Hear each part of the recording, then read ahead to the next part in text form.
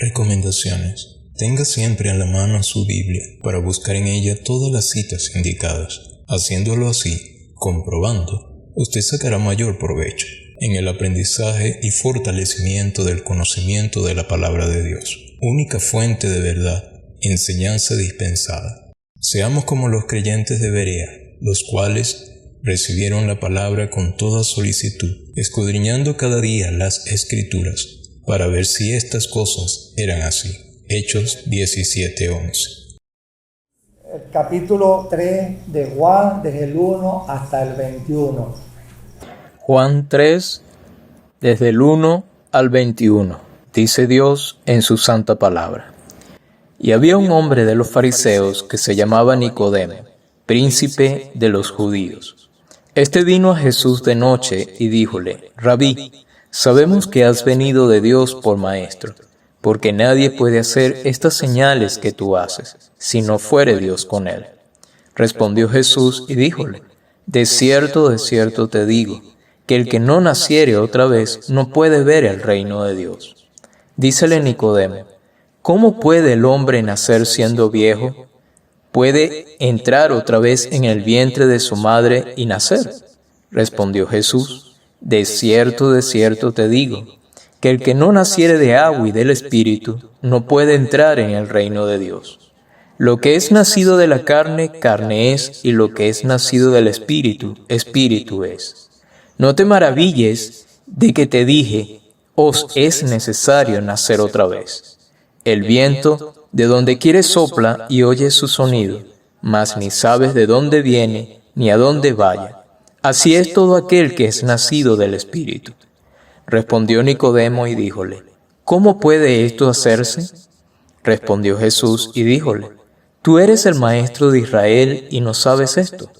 De cierto te digo, que lo que sabemos hablamos y lo que hemos visto testificamos, y no recibís nuestro testimonio. Si os he dicho cosas terrenas y no creéis, ¿cómo creeréis si os dijere las celestiales? Y nadie subió al cielo sino el que descendió del cielo, el Hijo del Hombre, que está en el cielo. Y como Moisés levantó la serpiente en el desierto, así es necesario que el Hijo del Hombre sea levantado, para que todo aquel que en él creyere no se pierda, sino que tenga vida eterna. Porque de tal manera amó Dios al mundo, que ha dado a su Hijo unigénito, para que todo aquel que en él cree no se pierda, mas tenga vida eterna. Porque no envió Dios a su Hijo al mundo, para que condene al mundo, mas para que el mundo sea salvo por él. El que en él cree no es condenado, mas el que no cree ya es condenado, porque no creyó en el nombre del unigénito Hijo de Dios. Y esta es la condenación, porque la luz vino al mundo, y los hombres amaron más las tinieblas que la luz, porque sus obras eran malas. Porque todo aquel que hace lo malo, aborrece la luz y no viene a la luz, porque sus obras no sean redargüidas. Mas el que obra verdad, viene a la luz, para que sus obras sean manifestadas, que son hechas en Dios. Que Dios bendiga su santa y bendita palabra. Amén. Bueno, fíjese, el tema que tenemos, lo vi la semana pasada, la sanidad divina, ¿no? Ya hablamos en parte de la sanidad divina que Dios nos las dio a nosotros, los componentes de esta asamblea y de la iglesia entera en el mundo. El alma, primero Dios empezó, en las escrituras, Dios primero creó, fue el cuerpo, ¿no? Y posteriormente fue que dio el espíritu. Pero aquí invertimos la cosa, ¿no? Que primero nosotros tenemos que explicar que Dios nos dio a nosotros la sanidad divina del alma, el único que la podía conforme está prescrito en todas las escrituras, ¿verdad? Y entonces obtuvimos nosotros a través del arrepentimiento, como dice la escritura, ¿no? Sin arrepentimiento que no tenga la persona, no hay remisión. Y cuando la persona oye el llamado de Dios, ¿verdad? Y la persona sabe que es pecador, como dice Isaías en el primer capítulo, ¿no? Que nosotros los seres humanos, como pecadores, como lo leímos los 5 versículos la semana pasada, desde la mollera de la cabeza hasta las plantas de los pies, nosotros somos una podrida llaga. Asimismo está el alma delante de Dios, el alma pecadora. Y así nos halló el Señor Jesucristo cuando Él dijo, yo he venido para que tengan vida y en abundancia, o sea, vida eterna. Entonces, una vez que nosotros, pecadores, cuando nos reconocimos, como un poquito lo expliqué la semana pasada, entonces al venir Él, como Él decía, lo sabemos todo y lo repetimos siempre, yo he venido a buscar, y entonces Él le decía a aquellos religiosos que saben que no iban para la fiesta de Dios, no iban para el baile, ¿verdad? Él le decía, no, ¿entienden? Que el que estaba sano no necesitaba de médico. ¿Quién necesita de un médico? Y toda la raza humana necesita sanidad divina en el alma de parte de Dios. Claro, ya lo expliqué la semana pasada. Por cuanto todos pecamos, Adán, no tomes allí, tomó, desobedeció a Dios. El pecado de Adán no fue haber tomado el producto del fruto en primer lugar, sino el que la desobediencia al Creador. No lo haga, porque el día que de él comieres, morirás. Pero vino el Señor Jesucristo porque su creación especial que Él creó no la podía dejar que se perdiera y lanzar millones y millones de almas al lago de fuego, como definitivamente va el diablo derechito allá con sus millones y millones de ángeles y millones de almas desobedientes que irán a parar del infierno al lago de fuego. Bien, y eso, como lo dice Pedro, Dios en ninguna manera quiere la muerte de él. Entonces, hermano, en toda la obra del Señor Jesucristo, nosotros los que estamos aquí recibimos sanidad divina por arrepentimiento y ponerle fe al Señor Jesucristo, recibimos sanidad divina en nuestra alma. Bien, en nuestra alma. Entonces nuestra alma está libre ¿de qué?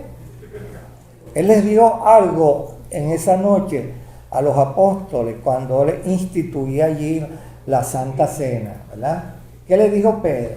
Él dijo algo muy importante que siempre hay que tomarlo en cuenta para que veamos, hermanos, la veracidad del perdón, ¿verdad?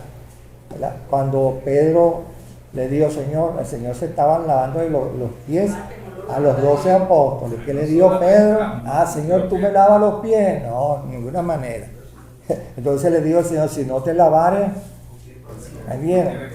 Sigue el argumento del Señor y Él le dice, todos ustedes están ya limpios, ¿verdad? Eso es, Él sabía que ya ellos, a quien Él escogió, ya estaban limpios. El perdón del pecado había llegado a ellos automáticamente. Y ellos todavía no comprendían aquello, pero iban poco a poco entendiendo lo que era el perdón del pecado y cómo sus almas llegaron a obtener de parte del Señor Jesucristo la sanidad de su alma. Y empezaron ellos a comprender que realmente ellos eran una creación de Dios en espíritu, en alma y cuerpo, ¿verdad? Entonces, claro, el Señor les dijo, no estáis todos limpios, ¿verdad? Porque uno de vosotros es diablo. Entonces, fíjese, siempre hay personas en el pueblo de Dios, en la iglesia de Dios, mundialmente personas que no han querido creer, como lo acabamos de leer, y no son salvos. No porque Dios no quiere, sino porque el pecador es incrédulo. Por eso es que Dios, por el camino ancho anda, a la gente con todas sus creencias, con sus falsas ideas, con su forma de conducirse creyendo que no necesita de nada. Pero el Señor los llama, tú eres un miserable y pobre, cuitado, necesitado. Entonces, nosotros nos damos cuenta en esta asamblea la misericordia que tuvo Dios con nosotros aquí, hermano.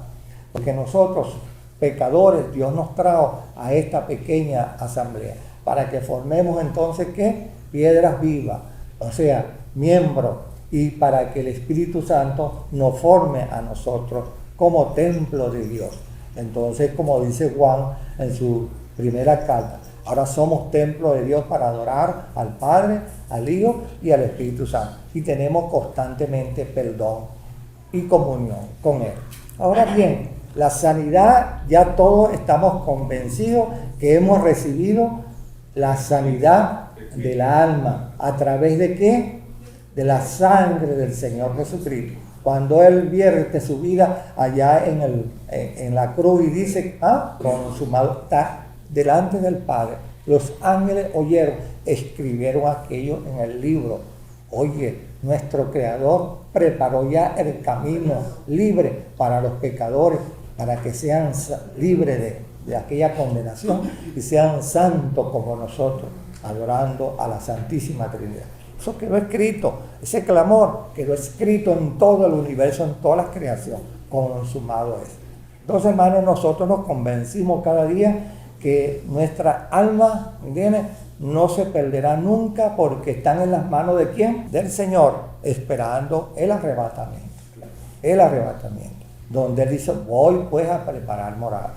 Entonces, ¿qué resulta, hermano? Que hoy tenemos en esta lectura el versículo, todos lo conocen este capítulo, todos ustedes lo saben, pero fíjense cómo dice el versículo 5. Respondió Jesús, de cierto te digo, que el que no naciere de agua y del Espíritu no puede entrar en el reino de Dios. Ajá. Ahora ve, este versículo nos da base a nosotros, ¿verdad? Para hablar entonces ahora de la sanidad divina en el cuerpo, ¿no? ¿Cómo es posible que este cuerpo receptor del espíritu y del alma, ya sabemos que dice la palabra de Dios, el espíritu, el hálito, la fuente de Dios, ese nunca peca? No se equivoquen, no confundan el espíritu del hombre con el Espíritu Santo. El espíritu del hombre es la fuente de Dios, es la esencia de Dios. Es el poder creativo que nos da a nosotros esa fuerza de parte de Dios y que nos hace sentir que somos hechuras de sus manos, como dice el salmista. Ahora bien, ese espíritu está acompañando ¿a quién? El alma. Cuando Dios dice allá en el Edén, hagamos el hombre a nuestra imagen y semejanza, ¿verdad? Y después que hace aquel muñeco para cumplir ese deseo, entonces dice que sopla viento, hálito de vida en ese muñeco de barro y fue el hombre en alma viviente, en alma viviente. Fue el hombre en alma viviente. Entonces, esa alma, claro, nunca fue al principio pecadora, sino limpia delante de Dios. Y dice la Escritura allí en Génesis que Dios bajaba todos los días, día séptimo, el día de adoración, a tener comunión con su pareja. Primero, primitivamente lo hacía con Adán. Luego, cuando se realiza la creación de Eva, y después viene el matrimonio de nuestros primeros ancestros, nuestros padres, bueno, entonces Dios bajaba todos los domingos a tener comunión con ellos, ¿verdad? Tener comunión con ellos, y para ver qué le presentaba Adán y Eva a Dios, de cómo estaban administrando todo aquello tan grande, hermano, del paraíso, de toda clase de árbol que desaparecieron, algo pequeños que desaparecieron, gramas que desaparecieron y frutos que desaparecieron, millones de animales que desaparecieron. Entonces, ¿qué resulta? Hermano, que todo aquello ellos daban a Dios, ¿verdad? Como administradores, cuenta a Dios, hasta que llegó el momento chismoso, el egoísta, que había caído primero que nosotros allá en el Edén, en el paraíso, había caído en el paraíso de Dios arriba, había caído el diablo, había caído no en el terreno, allá arriba. Él al principio, antes que nosotros fuésemos creados, ya él había pecado, no se dice la Escritura. Hay un pergamino falso que cuando lo consigue, hay unos libros que dicen que hacen 280.000 años que Satanás se rebeló contra Dios. Esa fecha no la sabe nadie. Eso es un asomado que algunos escépticos escritores y estudiosos antiguos le ponían la fecha de la rebelión de Satanás. La Escritura no dice, eso es cosa de hombre. Bueno, entonces, nosotros entonces tenemos que esa alma tan preciosa, esa persona, ese hálito, esa ánima viviente, esa persona viviente, porque la Escritura usa dos palabras, ánima y alma, ¿verdad? Entonces, esa alma tan preciosa, tan vital que Dios colocó en este cuerpo, se hizo pecadora a través de la desobediencia, ¿verdad? Toda desobediencia, dice la Escritura, es rebelión contra Dios. Y toda rebelión humana es pecado contra Dios. Y Dios penaliza eso inmediatamente. Entonces Dios no lo permite. Y como Adán pecó, bueno, Dios lo sentenció a morir.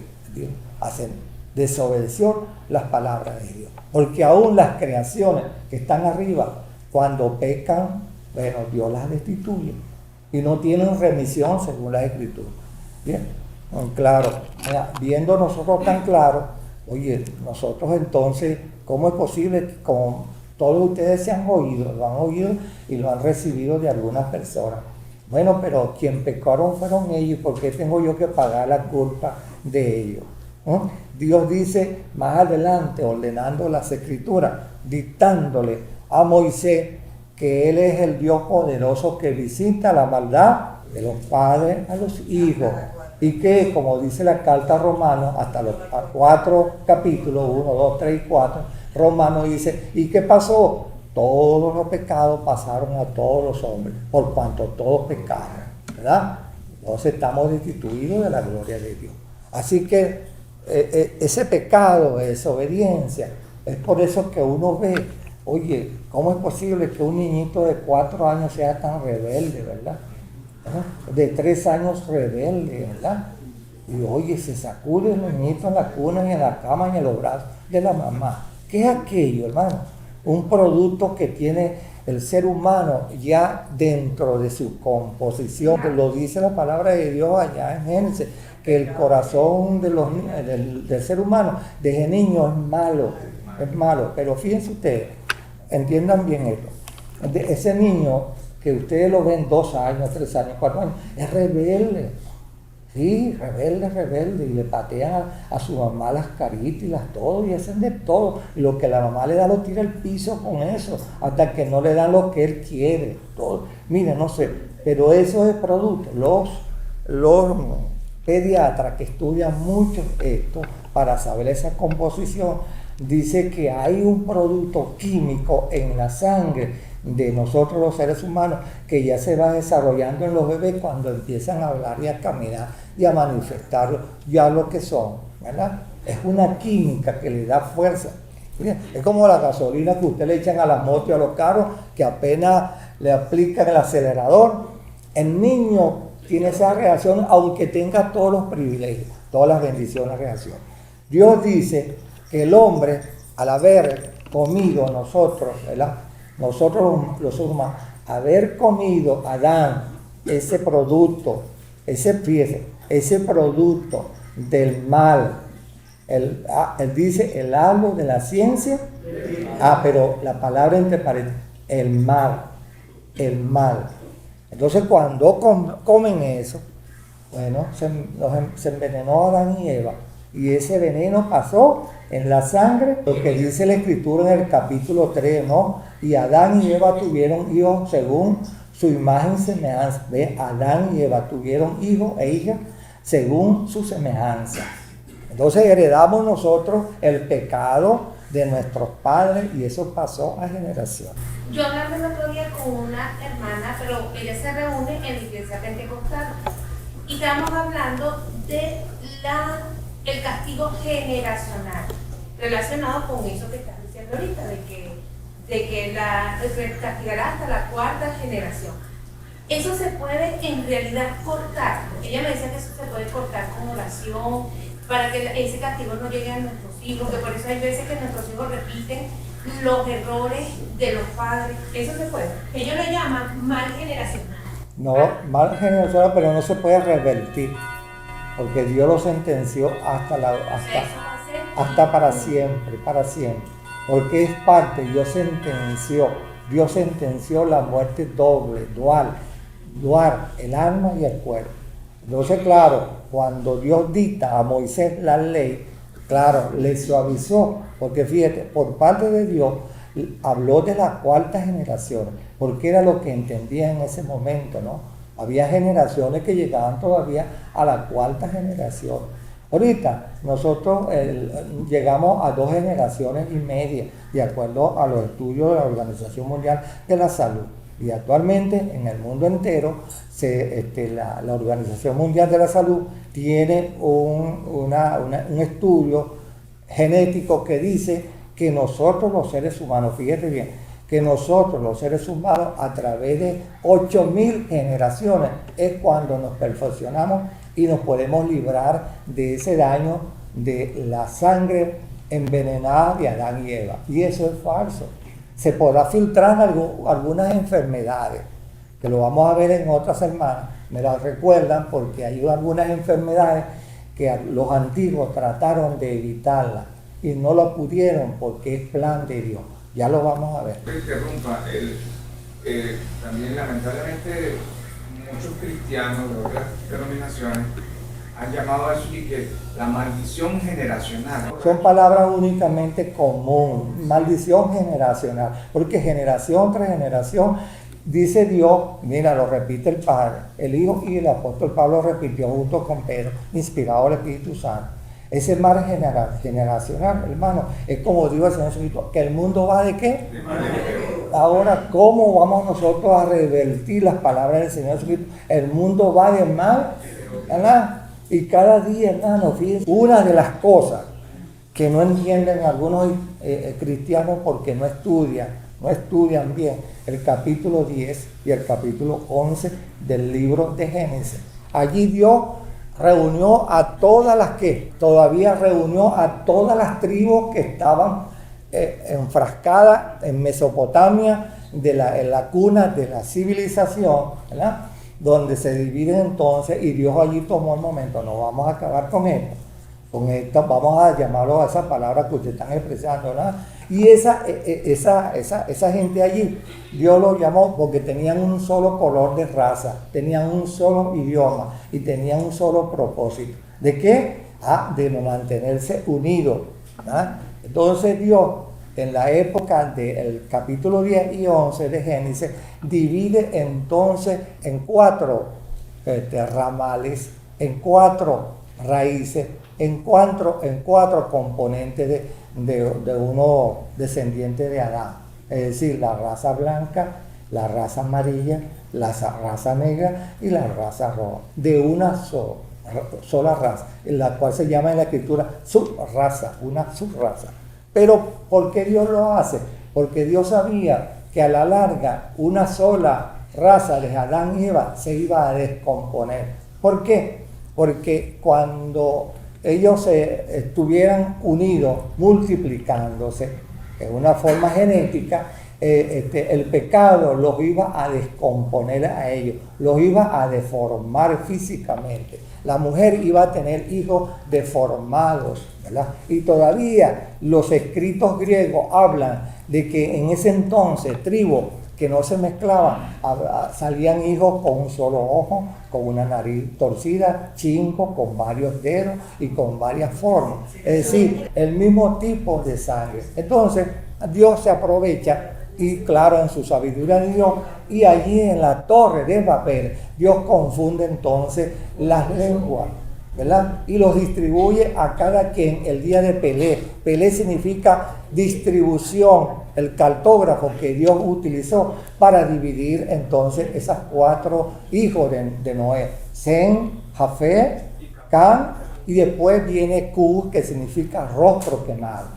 Entonces, en ese momento que se mezclaron allí en Babel, Dios creó entonces 4 tipos de sangre, ¿verdad? Para que una sola sangre no viniera a deformar lo que Él creó, porque el hombre estaba en proceso de envenenamiento. Químicamente el hombre se venía envenenando y el hombre necesita expandirse, llenar el mundo y cumplir el propósito de Dios. ¿Cuál es el propósito de Dios? Bueno, llenar la tierra, procrear y llenar y sojuzgar la tierra. Pero ellos no, vamos a quedarnos aquí en La Vega, en Mesopotamia, que significa la dividida por dos ríos.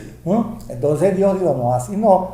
Entonces Dios dividió en 4 ramales, en 4 razas, y entonces los semitas quedaron en el centro de Asia Menor, ¿verdad? Los cananeos, ya lo sabemos, África, ¿verdad? Y entonces los afesitas, Dios le dio parte, lo que se llama actualmente eso, la India, llegando hasta Rusia, agarrando la Europa y llegando hacia hasta Francia, ¿verdad? Después de allí sale entonces la mezcla de ellos, que es la cuarta, se mezclaron toditos esas 3, Sem, Jafet y Can, y lanzaron al mundo una cuarta raza roja, de la cual existió y existe todavía pequeño saldo en el Medio Oriente, ¿verdad?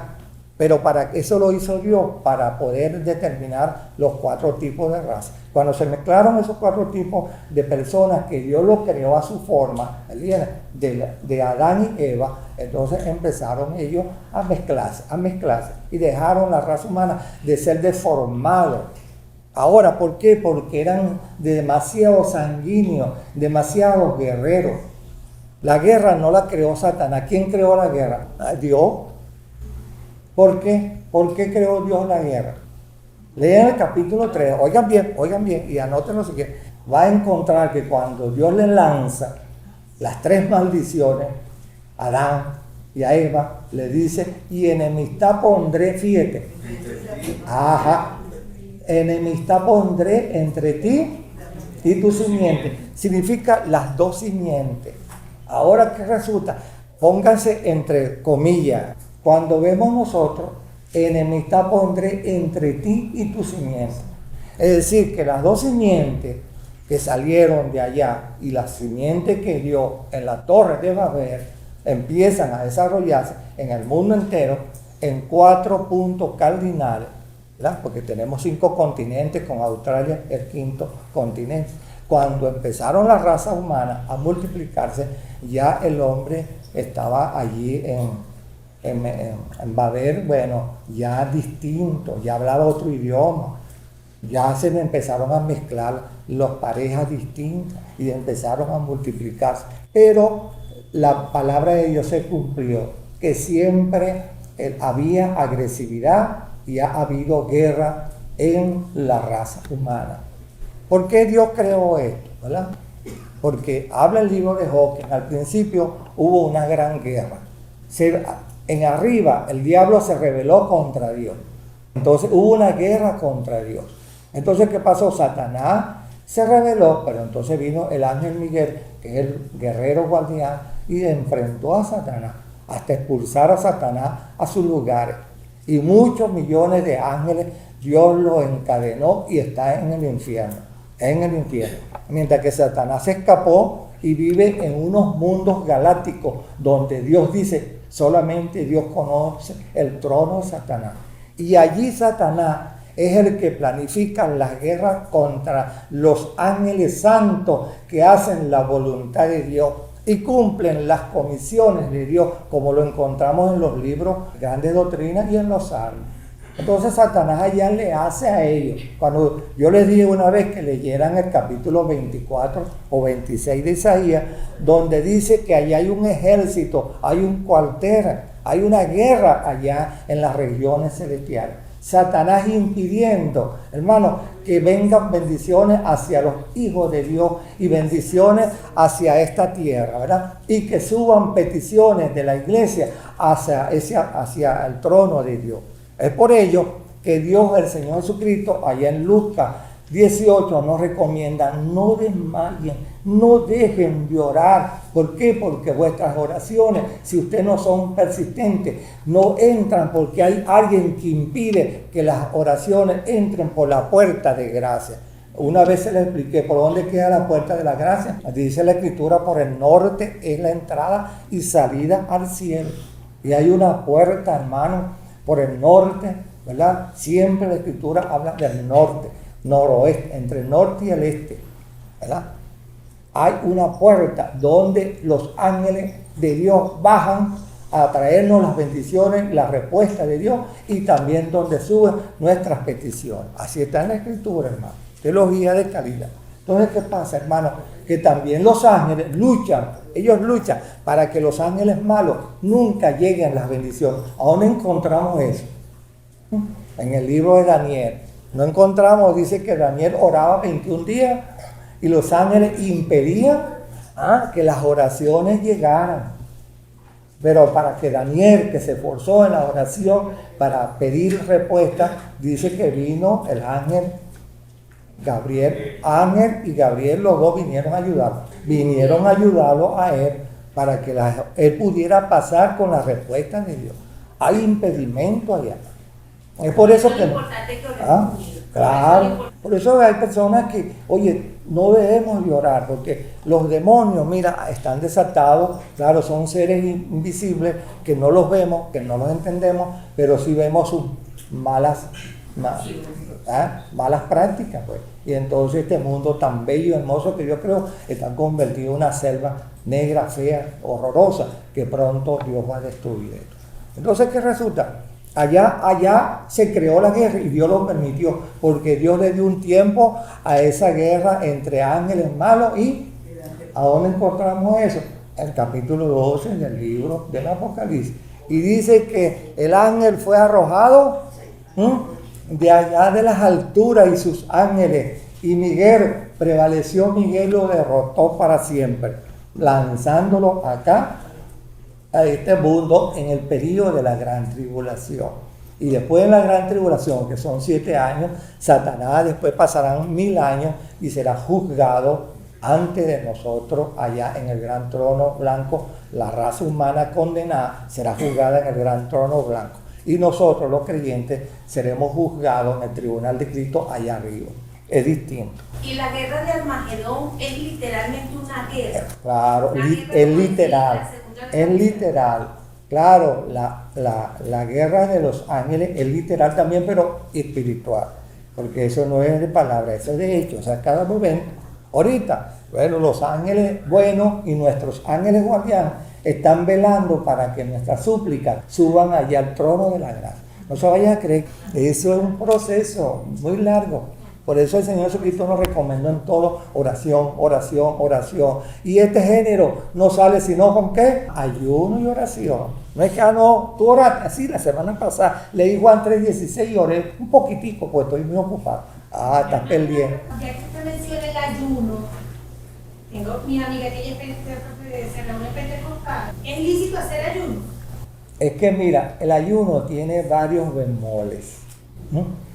Antiguamente habían ayunos de 40, de 30, de 21 días, de 15 días, de 7 días, de 2 días y de 1 día en las Escrituras. Ahora resulta que, ¿cuál era el ayuno antiguo? Humillación, como lo hizo David cuando pecó, se quitó la ropa, se puso un saco feo de un saco y se echó ceniza del templo en la cabeza y se humilló por 7 días y Dios no le contestó.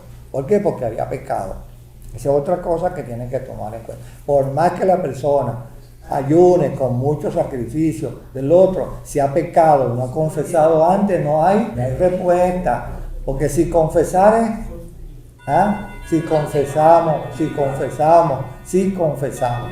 Bien, y Santiago capítulo 4, Santiago 5, fíjate tú, si hay ayuno, no es que tú, mira, hay ayuno que no necesitas entonces el otro, hay ayuno de abstención. Mira, ahorita en la época de la gracia, dejar de comer, eso no tiene nada. Ese es para desintoxicarse el cuerpo.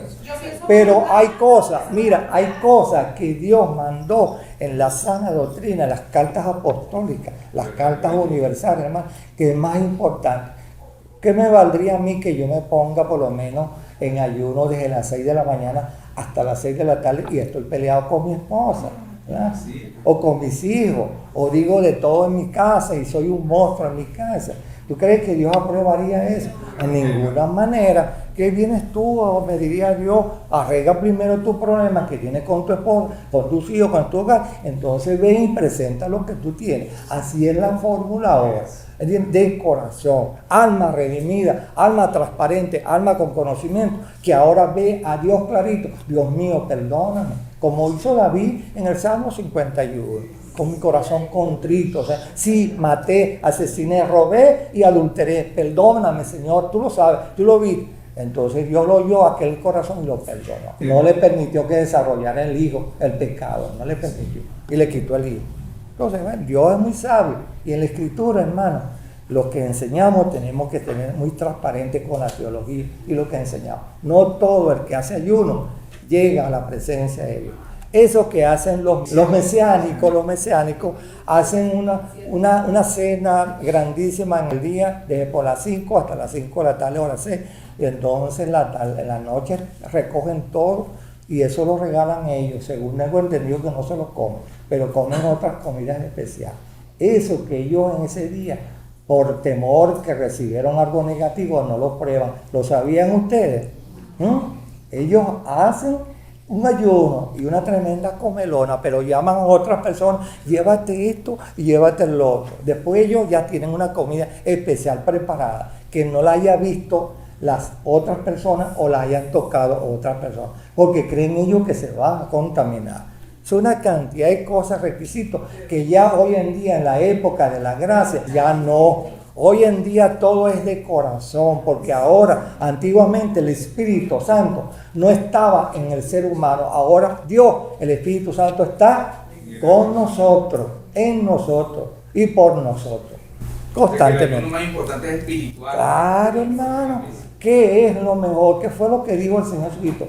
Si me amáis, guardad mis mandamientos. ¿Y cuál es el mandamiento? Ámense los unos a los otros, más nada. Ámense los unos a los otros. ¿Cómo hacemos nosotros?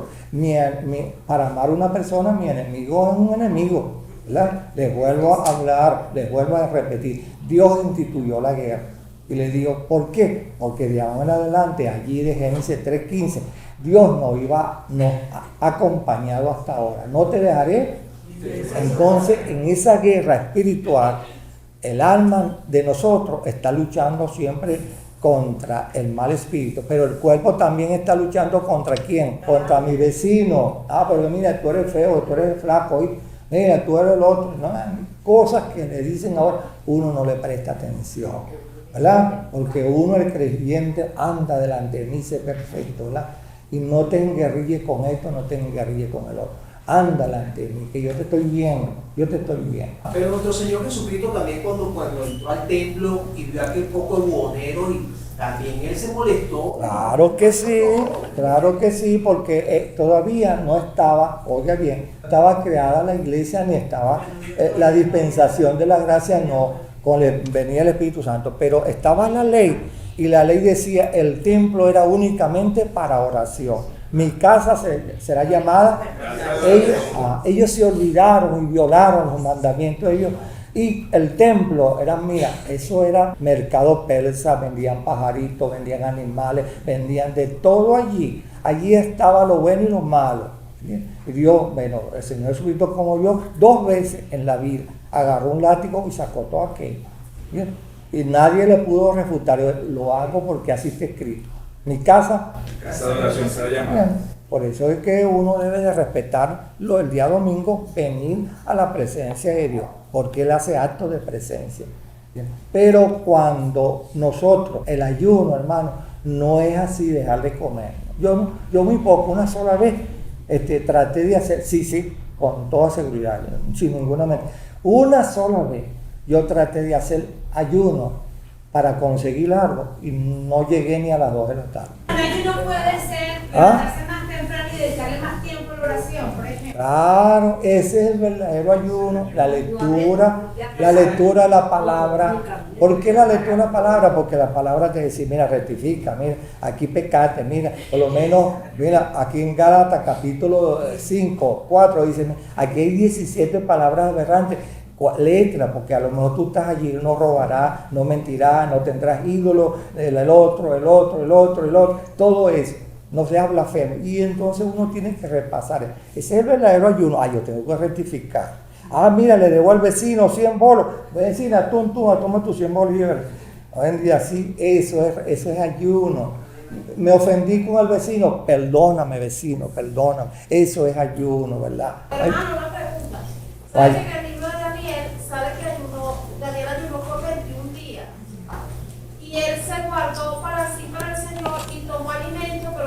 alimentos que no fueran inmundos, Ajá. que no estuvieran bajo pecado, pues, Ajá. pudo no contaminarse con otras personas. Pero fíjese que había un ayuno que se practicaba en la época de ya ellos estaban, la diáspora practicaba un ayuno de 6 a 6, pero tomaban agua en la mañana y en la noche. Se podía para no deshidratarse, ¿verdad? Bueno, y entonces ellos tomaban agua nada más, pero no comían nada, y sobre todo Daniel, que estaba en el palacio de unos paganos, que todo era ofrecido a los ídolos, ellos se abstenían de no comer nada de eso, porque cumplían la ley de Dios. Y es por ello que Dios llamó a Daniel, eres muy amado Daniel, porque Daniel cumplía con la ley de Dios. Bien, pero Daniel estaba orando para llegar hasta 40 días de ayuno, pero yo sabía que no tenía la capacidad y la fuerza, y lo máximo que llegó fue el 21. ¿Bien? Él trataría de llegar a 40, que es lo máximo que un hombre o una mujer puede llegar. Y por eso es que Dios, sabiendo, porque ahí mismo está la respuesta. Y dice que Daniel no podía y se iba de lado. Dijo el ángel que lo tuvo que. Fíjese, no pudo llegar. Y Dios, como sabía, mandó enseguida, manda que el muchacho se me va a morir, auxíliame.